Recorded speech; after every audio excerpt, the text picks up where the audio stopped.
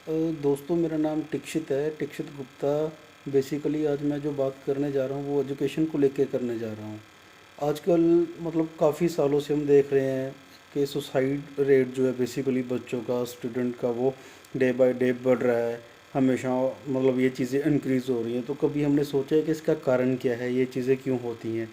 तो मतलब कुछ बेसिकली इन चीज़ों के ऊपर आज मैं बात करने जा रहा हूँ कि ये चीज़ें क्यों होती हैं, इनको हम कैसे कंट्रोल कर सकते हैं, कैसे हम बच्चों को मोटिवेट कर सकते हैं, कैसे हम सुसाइड रेट को कम कर सकते हैं। और जो आजकल स्ट्रेस वाली लाइफ चल रही है बच्चों को लेकर के, बेसिकली सुबह से शाम तक वो एक लेबर मैन की तरह काम करते हैं। स्कूल जाना, फिर ट्यूशन, कोचिंग, अपना घर पे आकर के प्रैक्टिस करना, सेल्फ स्टडी करना, होमवर्क करना। तो दोस्तों इसके लिए कुछ टिप्स हैं, कुछ बेसिकली हमें एक करिकुलम तैयार करना पड़ेगा। इसके लिए एक हमें बेसिकली प्रोग्राम को डिज़ाइन करना पड़ेगा। प्रोग्राम को डिज़ाइन हमने कैसे करना है कि बच्चों का एक शेड्यूल बनाना है हमने। तो बेसिकली इसके लिए सबसे पहली चीज़ तो जो पेरेंट के लिए इम्पोर्टेंट है, क्योंकि मैं खुद एजुकेशन सेक्टर से हूँ। मतलब मैं भी खुद एक इंस्टीट्यूट में जॉब करता हूँ। तो बेसिकली प्रॉब्लम कहाँ पर आती है बच्चों को लेकर के पेरेंट्स के साथ। पेरेंट्स क्या होते हैं कि स्कूल में बच्चों को इनरोल कर दिया तो उनका स्कूल से कोई एसएच में वास्ता नहीं होता कि हाँ बच्चे क्या कर रहे हैं, उनके मार्क्स क्या आ रहे हैं, उनके नंबर क्या आ रहे हैं, उनकी परफॉर्मेंस क्या आ रही है। स्कूल छोड़ दिया, अब स्कूल वाले जाने। स्कूल वालों को कोई मतलब होता नहीं है, कितनी बड़ी टीम होती है उनकी भी, कितने ज़्यादा बच्चे होते हैं कि क्लास में 100 100 150 बच्चे होते हैं। कोई स्कूल ठीक ठाक होते हैं जहाँ पर 60 70 बच्चे होते हैं। तो मतलब इतने ज़्यादा स्कूल वालों को भी मैनेज करना थोड़ा सा टफ होता है। तो जैसे हम पीटीएम रखते हैं, या हम मतलब कभी भी जा कर के वीकली फोर्टनाइटली मतलब कि बच्चों के बारे में पूछ सकते हैं कि बच्चों की क्या परफॉर्मेंस है, कैसे बच्चे पढ़ रहे हैं। सितंबर एग्ज़ाम होते हैं, प्री बोर्ड एग्ज़ाम होते हैं, इनकी हॉलीडेज़ भी होती हैं, सेक्शन भी चेंज होते हैं, क्लास भी चेंज होती है। तो हमने कभी जा कर के इतना पूछने की कोशिश की है कि हमारे बच्चे की वीकनेस है तो कहाँ पर है, उसकी स्ट्रेंथ है तो कहाँ पर है, किस सब्जेक्ट में वो वीक है, क्यों वीक है, उसका कारण क्या है, उसका रीज़न क्या है। बेसिकली सर होता क्या है कि हम स्कूल में इनरोल कर दिया, टीचर्स के पास चले गए तो हमारी रिस्पॉन्सिबिलिटी ख़त्म है। अच्छा है तो हम किसी को कोई क्रेडिट देते नहीं हैं। अगर बच्चे के नंबर नहीं आए तो उसके लिए वो स्कूल, वो टीचर, सब कुछ ख़राब हो जाता है। कभी उस बंदे ने ये सोचा है, एक पेरेंट ने ये सोचा है कि मतलब हाँ यार हमारी भी गलती थी, हमने भी कभी इनिशिएटिव नहीं लिया अपने एंड से कि हम बच्चों को मोटिवेट करें, बच्चों को देखें, चेक करें कि हाँ वो क्या पढ़ रहे हैं, कितना पढ़ रहे हैं, उनके नंबर कम आ रहे हैं तो क्यों आ रहे हैं। इवन अगर बच्चों के नंबर कम आ भी जाते हैं तो सबसे पहले पेरेंट ही उनके ऊपर चलाना शुरू कर देते हैं कि क्यों नंबर कम आए, तुमने कुछ किया नहीं, ये वो।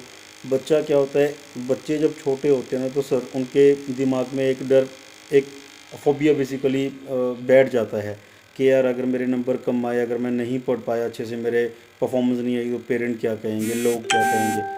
हम यहाँ पर बच्चों को पहले ही बताना स्टार्ट कर देते हैं कि ये लोग क्या कहेंगे, ये लोग क्या कहेंगे। लोग सर कुछ नहीं कहते, किसी को किसी से कोई मतलब होता नहीं है।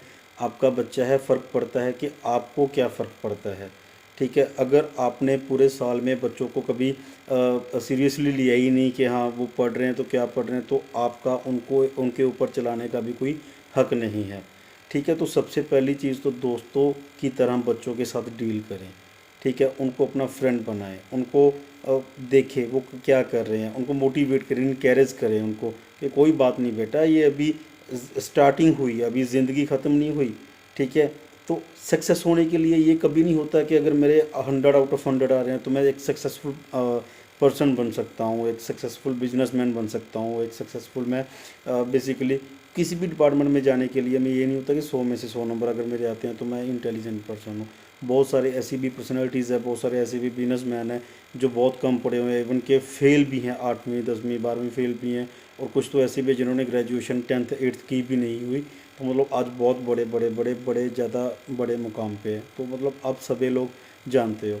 तो सबसे पहली चीज़ बच्चों को इनकरेज कीजिए, उनको मोटिवेट कीजिए, उनको अपना दोस्त बनाइए, और उनको ये चीज़ कभी भी मत बोलिए कि हाँ नंबर कम आने के ऊपर डांटिए मत, उनको बेसिकली मोटिवेट करिए। दूसरी चीज़, हम कोचिंग में बच्चों को डाल देते हैं। कोचिंग में क्या होता है कि स्कूल का प्रेशर अलग से होता है, कोचिंग वाले अलग से प्रेशर देते हैं। ठीक है, 24/7 एक चक्की की तरह बंदा पिसता रहता है, बच्चा पिसता रहता है, स्कूल भी जाना। हमने कभी उसके लिए स्ट्रेस फ्री, कभी हमने उसके लिए एक्सरसाइज डेवलप नहीं की, ऐसी कोई क्लास डेवलप नहीं की, ऐसा कोई प्रोग्राम डेवलप नहीं किया, डिज़ाइन नहीं किया। कि जिससे बच्चे स्ट्रेस फ्री होकर के अपनी लाइफस्टाइल को स्पेंड करें, अपना बेसिकली एजुकेशन करें स्ट्रेस फ्री होकर के। नहीं, हमने कभी नहीं 10 मिनट बच्चा खेलने जाएगा, नहीं नहीं नहीं नहीं, बच्चे नहीं जाना, आपकी स्टडी है, आपकी स्टडी है। अरे सर, स्टडी क्या करेगी जब बच्चा मेंटली ही प्रिपेयर नहीं होगा, मेंटली ही फिजिकली सेट नहीं होगा बच्चा। तो मेंटली अगर प्रिपेयर नहीं होगा कि मुझे क्या करना है, तो वो कैसे करेगा।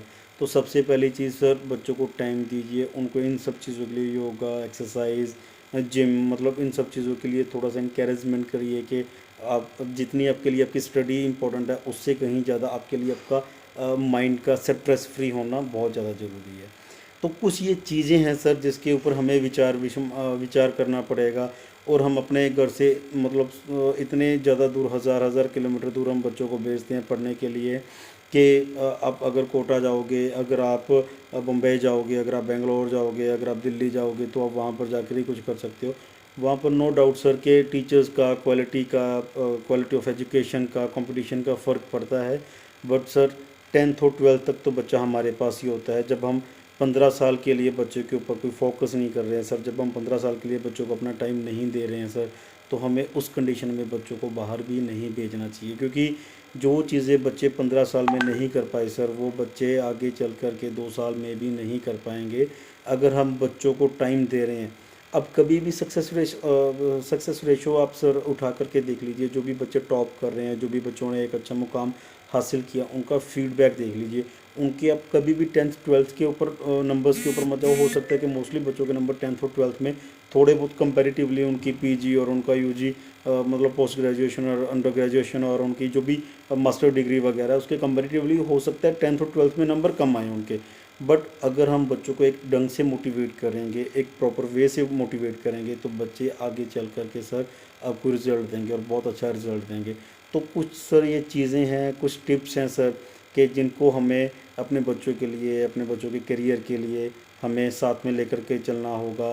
तो इन सब चीज़ों के लिए सर मैं अपनी वीडियो को समाप्त करता हूँ। अगर चैनल अच्छा लगे, मेरी इन्फॉर्मेशन अच्छी लगे, ये वीडियो अच्छी लगे, तो चैनल को सब्सक्राइब करना, शेयर करना, और हो सके तो सर अपने बच्चों को टाइम देना, उनकी स्टडी के ऊपर सोच विचार करना। बच्चों के साथ एक दोस्ती वाला 10 मिनट, आधे घंटे, 1 घंटे के लिए उनके साथ हम खाना भी खाते हैं सर, टाइम स्पेंड करते हैं। तो उनसे पूछिए कि बेटा स्टडी कैसे चल रही है, स्कूल कैसे चल रहा है, ख़ास करके उनकी देखिए संगत कैसी है, उनके दोस्त कैसे हैं, उनका माहौल एटमॉस्फेयर कैसा है सर।